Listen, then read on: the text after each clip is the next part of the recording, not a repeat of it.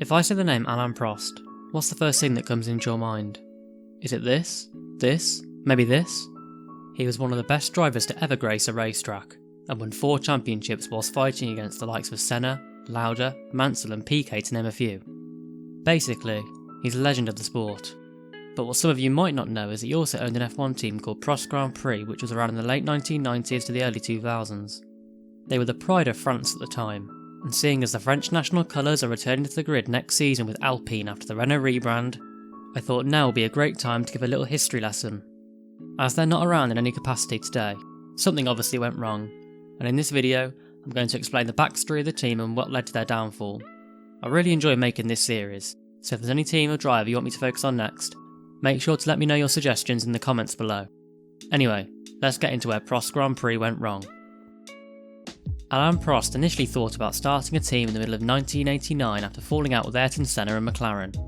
Rumours at the time were that he and Ferrari chief designer John Barnard came close to doing a deal with Renault engines for 1990, but due to financial difficulties they couldn't enter.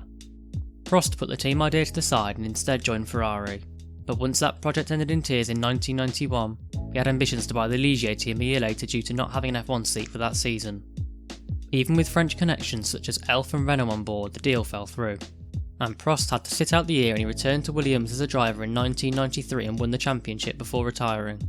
In the meantime, Ligier was sold to French businessman Cyril Boulon de Rouve, but once he was convicted for fraud in 1994, Benetton team principal Flavio Briatore and Tom Walkinshaw bought the team. Whilst this was all going on, Prost was still trying his best to form an F1 outfit. After building a relationship with Peugeot whilst testing for McLaren, he found the engine to be underpowered and unreliable, so rather than come out of retirement he instead worked as a TV pundit and became a Renault ambassador. He said that an agreement was in place with some top engineers and 75% of the budget was at hand. Only a competitive engine was needed for a car ready for the start of the 1997 season. However, Renault weren't interested in his plan, so Prost directed his attention back to Peugeot. The only issue was that they had an exclusive deal with Jordan until the end of 1997, so his frustrations continued. Meanwhile, the original owner of Ligier, Guy Ligier, still had a 15% share until Flavio Briatore bought him out completely in 1996 and took full control of the team, whilst Walkinshaw walked away and bought Arrows.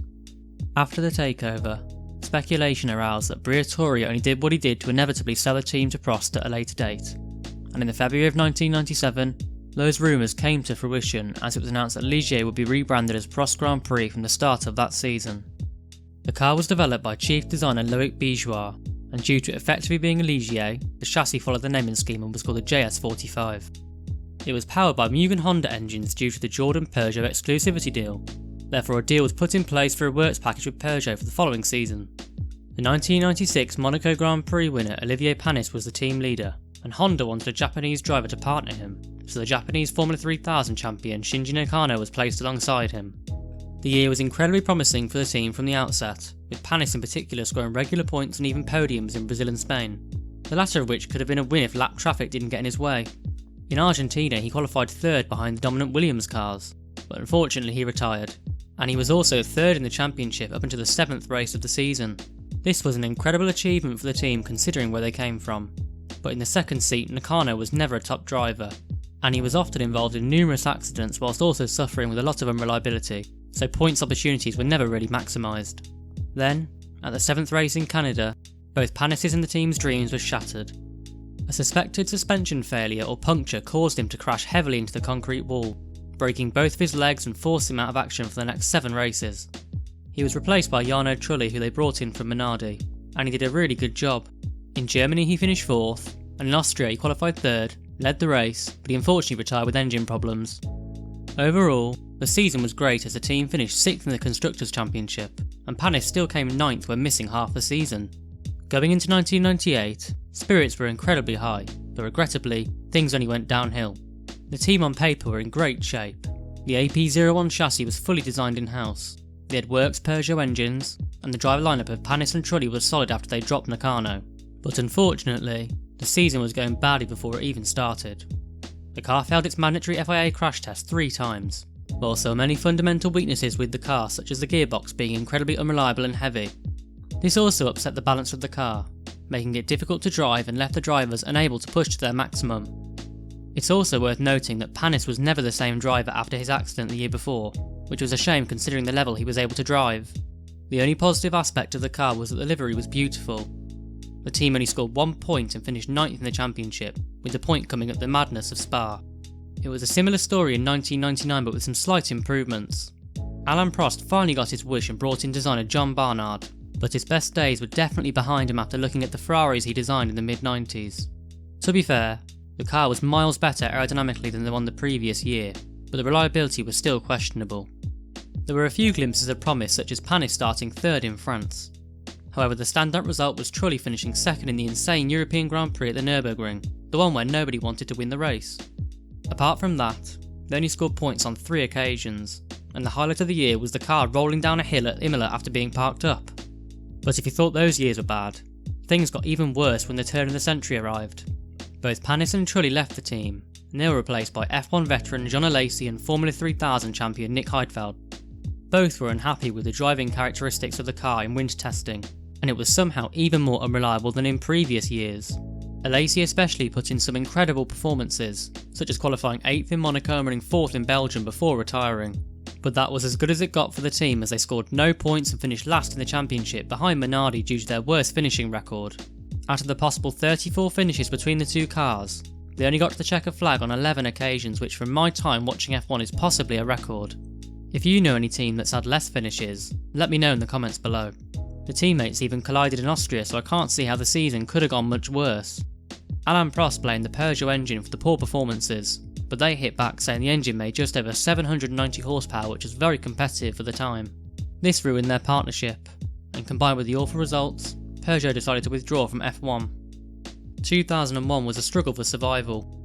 Prost had to purchase year-old spec Ferrari engines which they rebadged as Acer, whilst they also found attracting sponsors difficult, with the majority of their big name partners such as Yahoo and Gauloise leaving at the end of the previous season. Because of this, they had to hire pay driver Gaston Mazzacane when Heidfeld left for Sauber, and the family of pay driver extraordinaire Pedro Diniz became shareholders. To try and gain more sponsors at the start of the season, they ran with virtually no fuel in pre-season testing and topped the timesheets, but when the season began, usual service resumed. Although the car was a lot more reliable, the outright pace wasn't there, and they only scored 4 points and finished 9th in the championship. But there was still plenty of drama at the team throughout the season as they went through 5 drivers.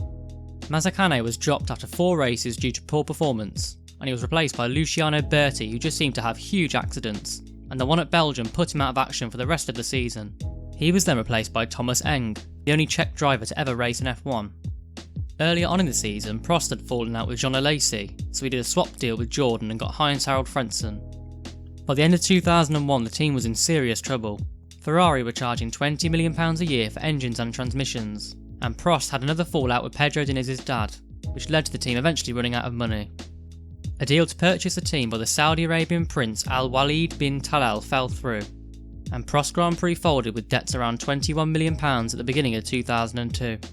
In a 2015 interview, Prost said that buying Ligier was the biggest mistake he ever made during his career, and that he wanted to scrap the deal only a few days before signing the contract.